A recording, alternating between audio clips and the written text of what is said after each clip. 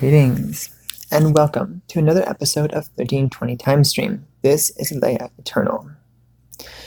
Looky here, we're on the second last day of the Red Earth wavespell. What an incredible journey. It's interesting because the official word for it is the journey wavespell. And it's because we're going on a journey together here, a journey into the fourth dimension, a journey inside of the fourth dimension. It has its own space, it's time-space, the space within time. So, just going to bring this up here. It's an interesting day. Got a couple of things to say about it for sure, but first, let us do our mini breath here. Okay, so the yellow star, the star, it's going to be on the right foot, and it's going to be next to the baby toe. So it's like the right foot next to baby toe. The crystal tone, which is what we're on today, it's going to be our left knee. So we're going to be breathing through the left knee and the right crystal toe on the in-breath. So begin here when you're ready.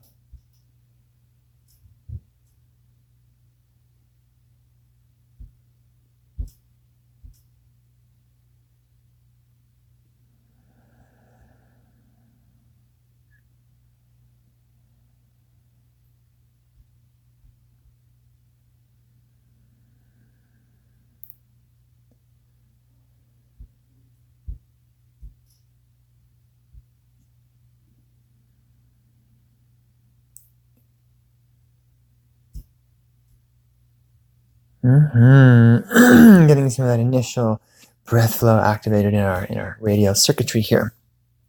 Okay, so a quick look here. The crystal star. Crystal's always a fun one for me.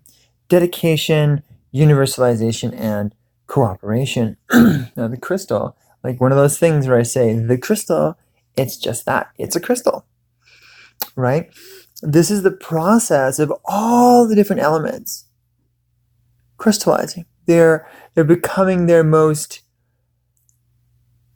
accessibly, participationally congruentized and simplified forms. That which is necessary, is tried, tested, and true, has shown up, works well together, is all present here on the table, participating fully and saying, okay, let's do this.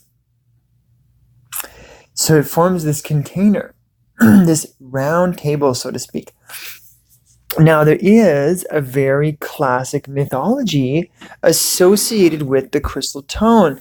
And in the older dream spell work, the crystal tone is actually signifies the Knights of the Round Table. It really goes into that Arthurian mythos, though it really brings a different definition to it because it holds space for, our Arthurian Camelot really to be a stylized transmission of the Arcturians. So Arthurianism is actually Arcturianism. And so it's this kind of mythological modeling for a fifth dimensional sequence of events. And one of the fundamentalities of it was the 12 creates the 1. And this is also the fundamentality of the apostles and kind of like the Christ mythos and things like that. Is the fundamentality is the power 13 is like a stream of consciousness. And it represents the totality of all other units binding together as a single force.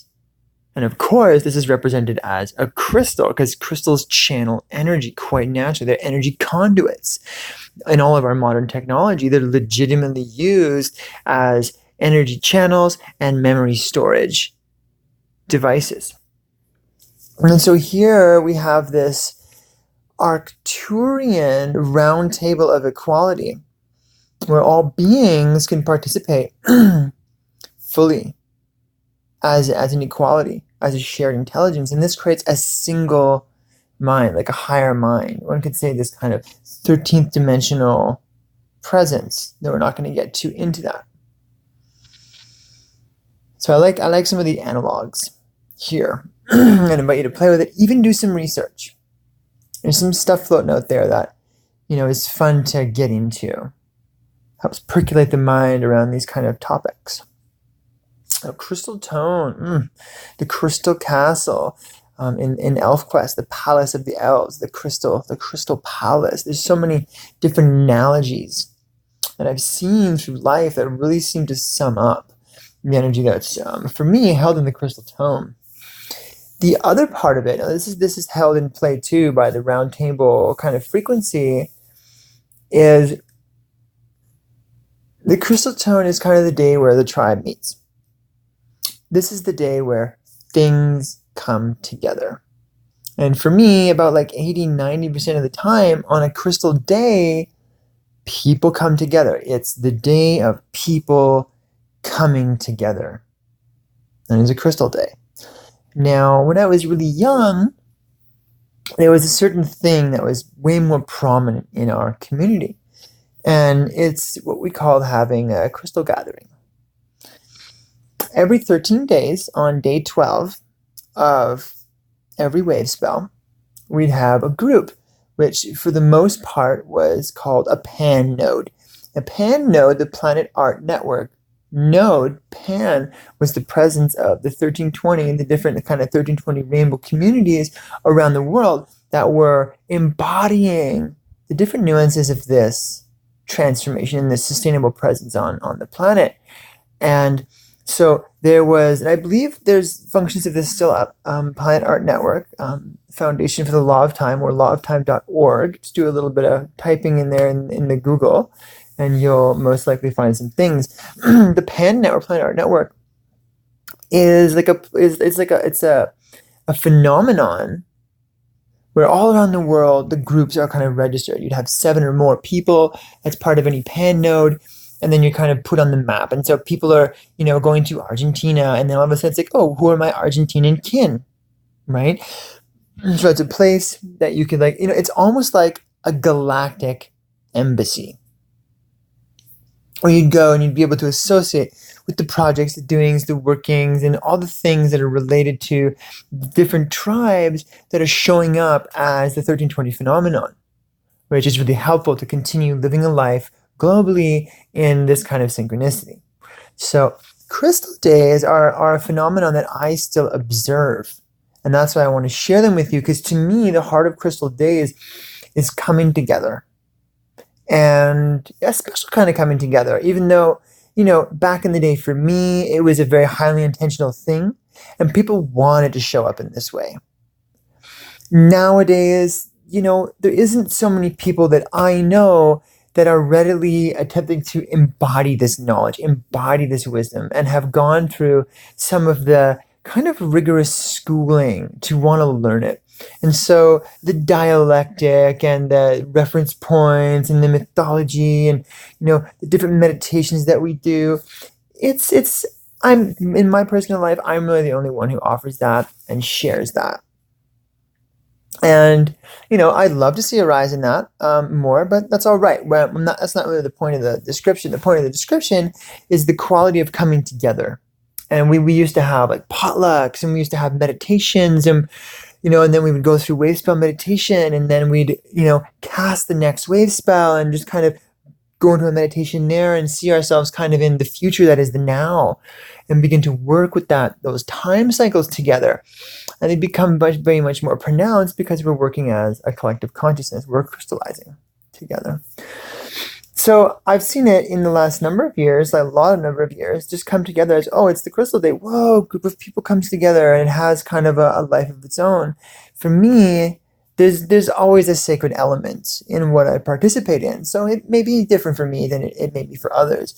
For me, I do see that there is always an intentional element in whatever grouping comes together. I know that is definitely that I surround myself with, because I'm kind of particular about the kind of frequency that I surround myself with. So I'm sure that has a role to play in it. But it's nice to see that kind of continuum with the people together, cooperation energy associated with it at the heart of it. So dedicate, universalize, cooperate. The dedication energy I find in the crystal tone is like part and parcel to the nature of the crystal, even though like dedication does imply choice.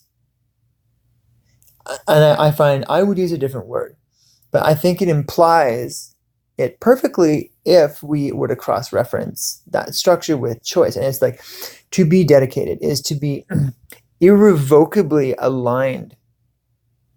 And so in this way, we see that the kind of like integral lattice of a crystal, let's just take a regular quartz crystal, the hexagonal lattice is of such integrity that it represents the full and immaculate dedication of all of the sacred geometrical architecture that produces such a thing, which is also, its lattice exists on many dimensions. A crystal is not just a physical thing.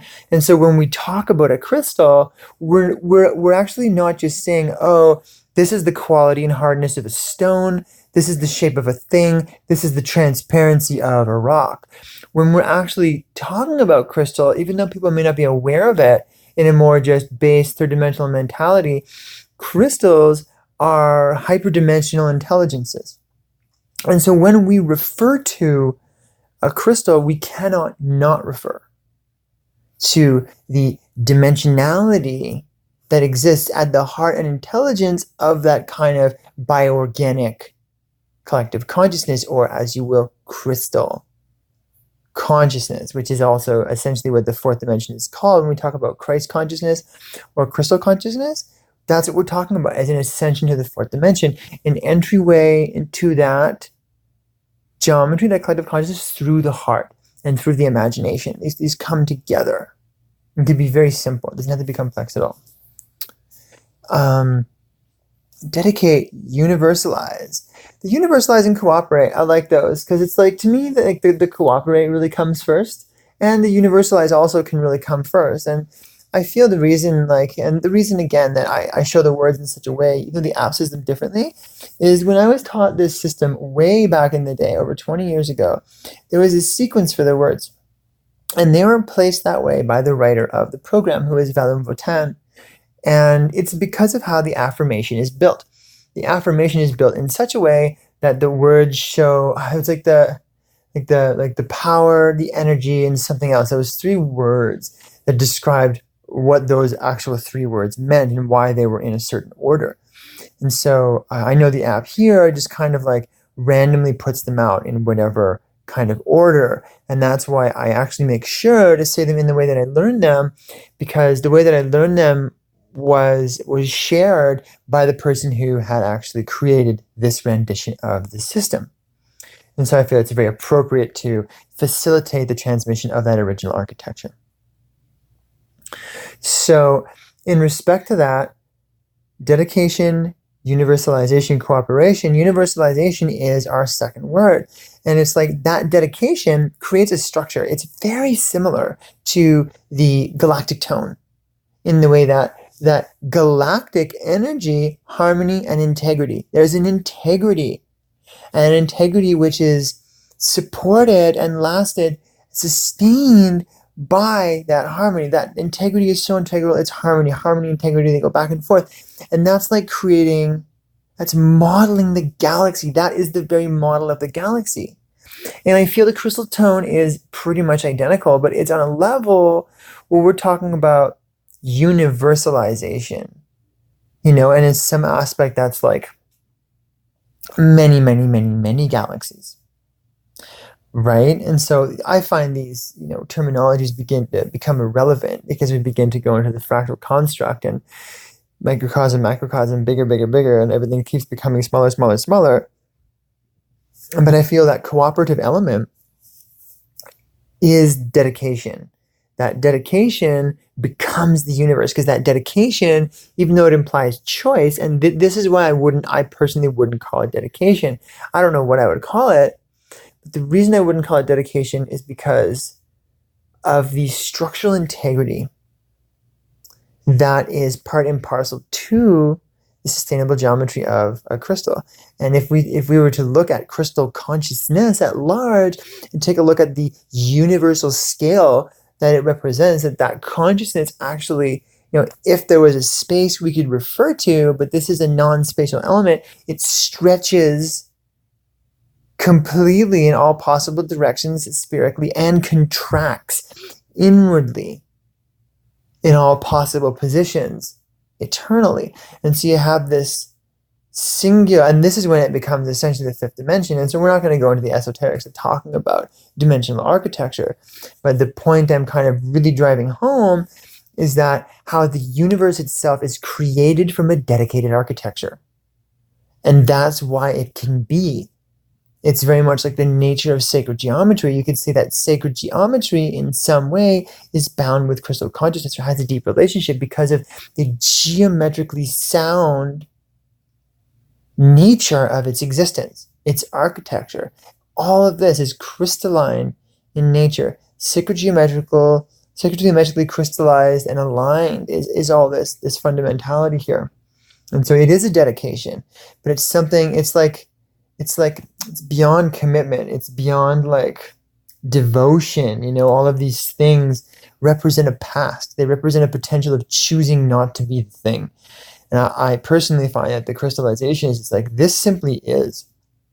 It's not in a way that it's dedicated. It's not even a way that it's devoted. It's beyond that. And so either way, regardless of the choosings of the words and things like that, the cooperation aspect to me actually is a base paradigm. In some way, I would actually place cooperation before dedication, because it's like these elements are cooperating and they find that gel, they find that harmony, and then they dedicate. They're like, okay, this is the thing, and then they become that dedicated, universalized, or AKA ascended structure, that ascended container. And within it, they're holding something that is a profound proficiency that moves and continues to reference the very structural integrity of that container. The other aspect of that is on the universal scale that I just shared, like the microcosmic scale of why I think, say, cooperation could be put, say, at the front of that. On the macrocosmic scale, I feel it's very appropriate at the end, dedication, universalized, cooperation. And it's for this reason. And it's because on the universal level, the geometry has dedicated, it's crystallized, it creates the universe at large, so to speak. And then the universe shows an immaculate and sustainable cooperation, very much like the round table, Knights of the Round Table energy, the Arcturian energy, Arcturus, fifth dimensional species, alien beings, said to be blue. And you have this immaculate organization where the multiple aspects of creation, or in this case, universalization, cooperate together to form a single, let's say, nation, right? Star nation. That's what we're talking about here. And so the micro and the macro all just represents the geometry of the crystal. The crystal is in all aspects of creation. So let's have that as a seed, as a little drop. This is one of those reasons why I really like the crystal days, because they're just so fast. They're so galactic. They're so cosmic. They're so universal. I love this tone. And for me, it's like there's a sense of not finality, but there's a sense of crystallization.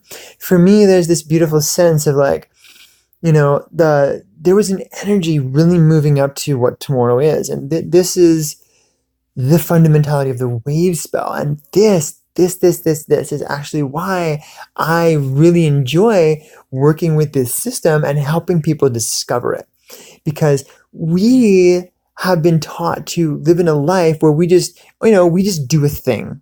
And we're like, oh, why isn't this working? Or, why am I encountering resistance? It's like, do you know that you're trying to start this thing on the 6th day of the wave spell, way after the initiation energy has happened? Like you're fighting against like an organization process because you're trying to do like a unification and an initiation process. It's like, if you knew that these energies were present and how to work with them, you wouldn't have this conflict. And this is a fun one. Some people are like, oh yeah, but that's just what you believe. It's like, sorry, but belief is a fabrication. This is not a fabrication. Beliefs themselves aren't true. Beliefs are a choice-oriented thing that one can choose one day is real and the next day is not real, which is why beliefs really, in my opinion, have zero substantiality whatsoever. It's just a practice of orienting the mind towards something, and instead you can use intentionality, intention or intent, to really formulate a cultivation in something that you would call beliefs. Belief is more like mental fashion, where it's like you have a certain set of beliefs that's in one day and out the other day kind of thing. So that's just where I feel about beliefs. In this respect, around, like, say, the wavespell or these calendrical systems or whatnot, and again, I don't really want to call them calendars because that represents debt keeping, and this has nothing to do with debt. It's a very fulfilling, completing process. It is that this represents and articulates very directly the flow of energy. And that flow of energy observes a structure of the universe, a sustainable aspect of the universe, not necessarily investing attention into something that is in actuality. Would be like, going around thinking that certain body parts you have, oh, you know what I mean? Like, you recognize that there's like a hand that you have, but you just, you don't use it. It's, I don't believe in my hand. Yeah, but it's there. And if you were to open up to your hand and how to articulate that, you would be able to participate in the experience that is life in a greater function, a greater fashion. And so as far as us being able to produce a generative effect on this planet in our experience of time as harmonic time, it starts to become detrimental to observe the phenomenalities of these particularities, especially around reducing the energy of us trying to force things to happen. There is a natural flow. The mind really likes architecture, it likes to know things. Put those together. There's a natural architecture which helps guide and model the mind. The mind becomes an instrument of harmony, and therefore the mind's growth cycles in that more eternal function then begins to grow harmonically and naturally sustains itself as a harmonic, biospherically compatible dimensional algorithm. The way a lot of things are now is the mentality of people is not bioorganically compatible. It is actually bioorganically degradational. That the mentality of most people would destroy nature. It would hurt each other. It wrongs and belittles. It doesn't know how to communicate. It wounds and it creates more and more suffering because that is actually how it's been modeled. It's a parasitical model that is based on hunger and exploitation. And the false timing systems that we have, mechanical time, things of this nature, the 1260 program, the Gregorian calendar, the fundamentalism supporting that timing system is a force that, if left unchecked, will destroy the entire planet. And it will consume outright every single being participating in it, convincing them and goading them into being part of a system to take their energy to feed a kind of hungry entity. And that is the other side of this system, is that it weaves you into a biospherically regenerable capacitor. Because of the human's quality of mentation, we need to take a different form of responsibility for how we show up as a biospheric navigator, as an earth wizard. That we need to find a mental harmony with our mind and our body. And it's these systems that allow our mind to find that harmony, to crystallize our mind and help unify it with our body, because the codes are in our body. And we touch on that just with the the breath meditations and the other things as we bring the geometry of time into the body and witness its embedding nature. And so we're here on the 12th day of the wave spell. First day it starts in the right ankle, right? Second day, right knee, right hip, right wrist, right shoulder, elbow, shoulder, neck and spine, left elbow, or left shoulder, left elbow, left wrist, left hip, left knee, and then tomorrow we have the left ankle. And this is not hard, right? We could very easily stop utilizing these other calendars, right? Calendars that force you to participate in them because people want you to pay them money. Or you have to know, you have to put this in your mind, you have to enable me to feed upon you. And through the power of consequence, I'm going to convince you to participate in that. Oh, but what about my rent? Oh, but what about my bills? Oh, but that's why it's called the time is money calendar. And the more energy you give it, the more you're going to be exploited. It's just that simple. But as a precursor element to our own personal transformation, and for some people, it may take many lifetimes. It's about showing up how we can now. It's not about saying, oh, no, you're not doing it right. No, that's not what I'm saying. I'm not judging anyone for participating in something. I'm bringing some of the qualities of the system at large to attention because maybe someone just needs to hear someone else voice that. And be like, wow, there are some significances there in my quest for sovereignty. Maybe I'll see if I can dissolve or transform my relationship and connection to a system of time that doesn't actually have my well-being at heart. In fact, it's only using me as a battery in a larger system and will, in fact, throw me away. I am a exploitable, discardable, disposable food source for the very system of time that we're speaking of, which is the Gregorian or the 1260 calendrical system, the debt keeping book. And so your body holds all this natural timing information in it. You wouldn't even have to look at a device. You wouldn't have to look at your phone. You wouldn't have to look at your computer. You could be in nature. You could be outside. You could be, biospherically available, connecting to the moon cycles and the other celestial cycles, tracking this body of intelligence in your body, the calendar, the synchronometer, the moon cycles, the galactic cycles, they're all in your body. You are the most high-tech piece of tracking equipment available. So the idea that we would even have to track time mechanically is freaking ridiculous.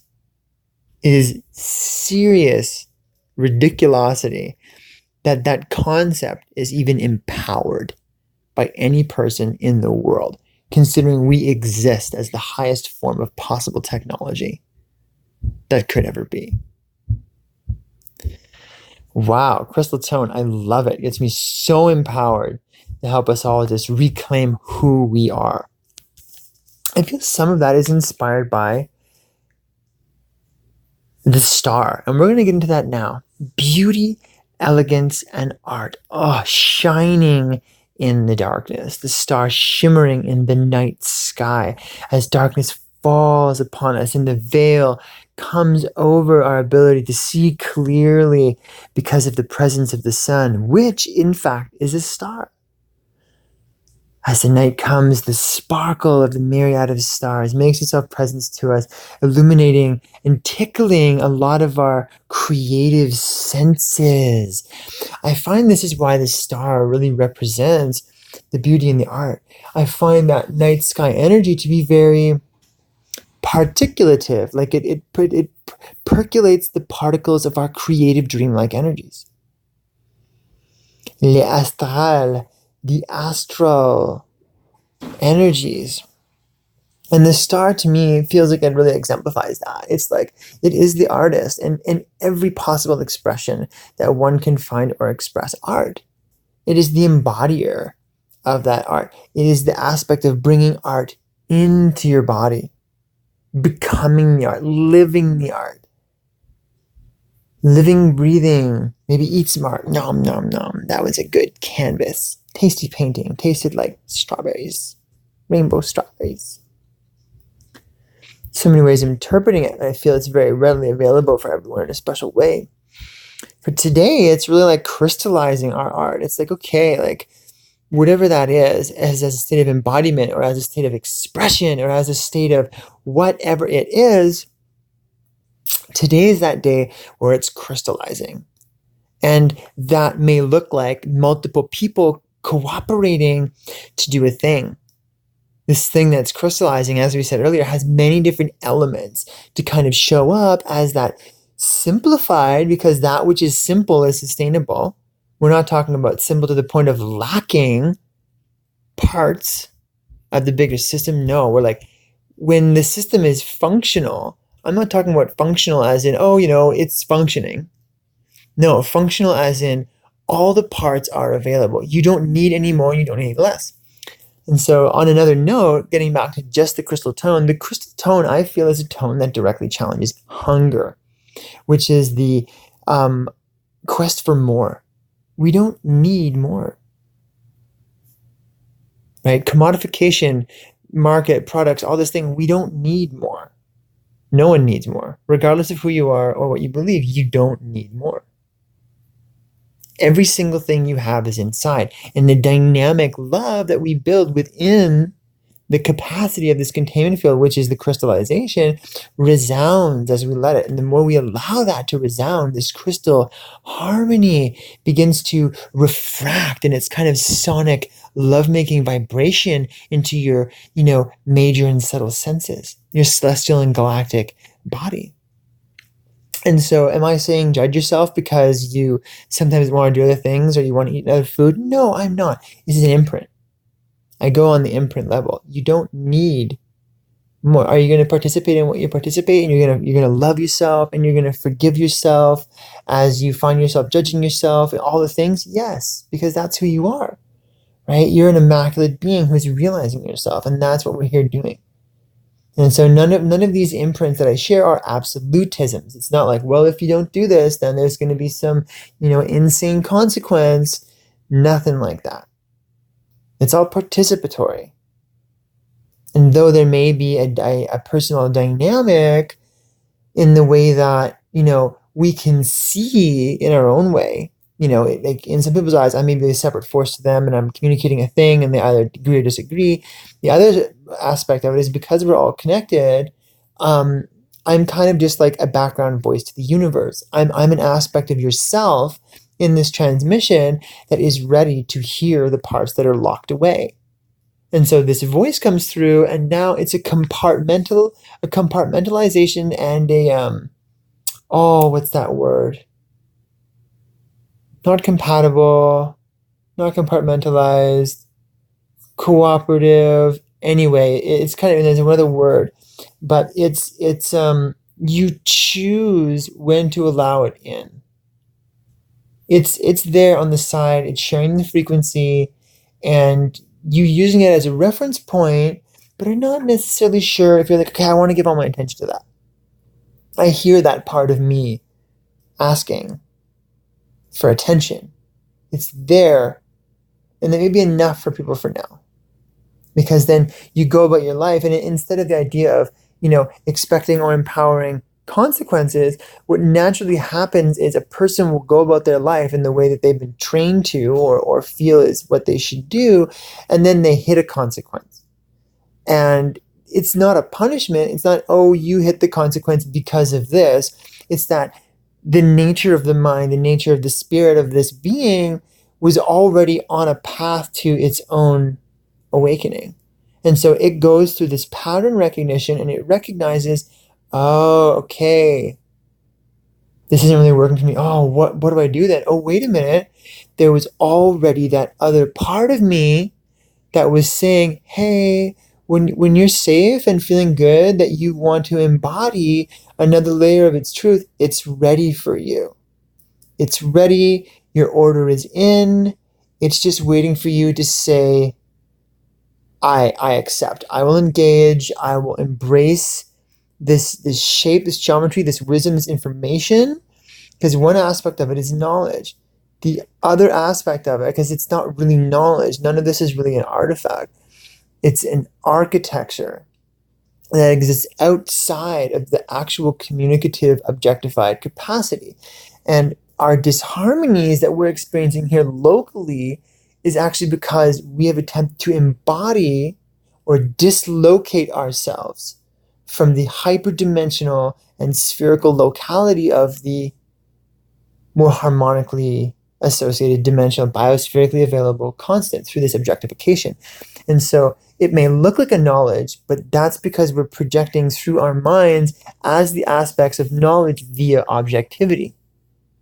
And so as we allow these to dissolve, these structures and architectural availabilities get installed into our matrix, even though they're already there. Everything I'm saying, the actual sequence of it is actually backwards from the way I'm saying it, is because we're actually already it.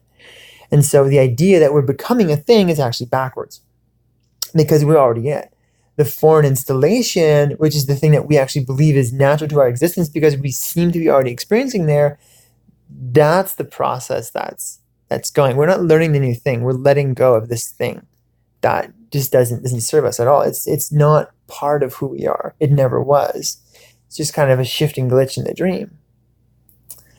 Yeah, right? And so I feel that all this, like as I talk, I'm literally feeling the energy of the crystal tone and all the energy that's kind of left in this wave spell, the earth wave spell, the crystal, in another vision, in the way that I see it, the crystal itself is like a highly evolved version of the earth, like a rock. You take a look at a rock, you take a look at its crystalline lattice, there's always a form of like quartzite or silicon in rocks and things like that. And so I find that the way that things are formed, if you take a look at our geological kind of Darwinian evolution of things formed over time, then you have this highly evolved state of matter. But as we were showing earlier, it's actually interdimensional conduity. And so there is a matter aspect. Right? We don't need to get into that anymore. And so it's like this is the second last piece of this spell, right? Of this wave spell, this natural progression. And so that energy is now crystallizing, right? So I feel that as I'm speaking, as I'm transmitting, I'm not really thinking about it. I'm allowing it in. There's a bunch of like cursors in my mind, which are kind of like little like portal opening points. And as things, they're already attuned. They're attuned to these structures. So there's actually no thought that's going into them. And so as I hear keywords or little teeny things come to my awareness, I can really expand on that. I can kind of double click on the page, and then volumes and volumes of living information are available to express based upon their vibrations of shared relevance kind of thing. And so to me, everything that's being expressed here is like the crystallization of this art. And it happens more and more elegantly. And is this from me to you? Maybe in a third dimensional existence, yes. But I would say no. We are the same being in Lakesh. I am another yourself. And so as you're ready to receive these transmissions, as you tap into these, you're not necessarily tapping into some person on the other side of the world, speaking into a device, and then you watching this on YouTube. The idea that there is a screen, the idea that there is YouTube, the idea that someone pre-recorded this, that is the dissolving fundamentality. There is no screen. There is no computer. There is no me. This is a living transmission that, while relevant in the objectification, and if this brings up fear or a sense of, oh no, this is weird or alien, I don't want to let go, I love my reality. Yes, love your reality. It's beautiful. No one's forcing you to change. But there are different perspectives that will come up to be able to witness reality in different angles. And as we feel comfortable to embody these angles in an empowering way that is from the heart, then those are available for us. But in this aspect, none of this physicalness really exists. These are all agreements, which essentially I would call separation agreements. They're the layers of density we place in between our existential capacities and others that are part of the unification, or part of the wholeness. And so this is also one of the laws of the fourth dimension. And so we're dissolving some of this. And this is you. This is the part of you that's showing up for you because you've asked it to. When you ask, oh, I want to learn, or, I want to become a master, or I want to become like one of the ancients. And, I've heard a lot of things around how people want to ascend and all the things. One of, for me, the funniest parts is the riddle of individuality. That it's like, oh, I want to do it myself. I want to do the work and I want to do the thing. And it's like, okay, cool. Well, there's an aspect of self-growth and self-empowerment that's necessary as a third dimensional tool of creating the container that these energies and these things can show up within. But once they begin to show up, the very energy and focal dynamic that help them come to you as an individual will begin to shift relevance because they're no longer relevant, because a new cultivation will become present in that container. And you will start witnessing the third to fourth to fifth dimensional evolution where the individual stops being so important. In fact, there is a time when it is possible that the individual simply no longer matters. And this isn't something we're striving for. It's not something that matters to let's seek it. Seeking doesn't really matter. Seeking's hunger in the end. And healthy seeking, negative seeking doesn't matter. And it's not bad either, because we can just allow ourselves to do the thing with love and allow ourselves but to seek for the sake of seeking, find out what we're incomplete with inside, and we'll realize why we're seeking something, right? Because you've already found it. You're not hungry for anything. You don't need to do anything in all those aspects. And this here is the crystal tone. It's a clear channel. It's so simple that many people could find it boring because of the self-reflective capacity of our sharing our experience here on Earth. So this is a transmission. This is you. This is the part of you that's ready for that other part of you that's all totally just you. And nothing is expected. Nothing is forced. As you are ready, open yourself up. As you breathe into yourself, as you breathe into your body, as you allow, and here's an affirmation, and I would empower anyone to really meditate on this.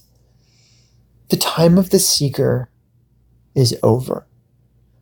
The time of the warrior is done. The time of the conqueror no longer has relevance or reverence or any importance. The age of embodiment is with us now. It is within us now. Embody yourself. You do not need to seek that which you already are. The illusion of distance and separation is the riddle and the story of the seeker. You are not separate. And it is easy enough to let any of that separation go as you allow it to be. And that is your own personal journey. We're here in this age to share that journey together. And I, as a frequency, as a part of you that is safe and is a space and holds itself as that space, I'm here for you as the art of embodiment. A single expression in its infinite multitudes.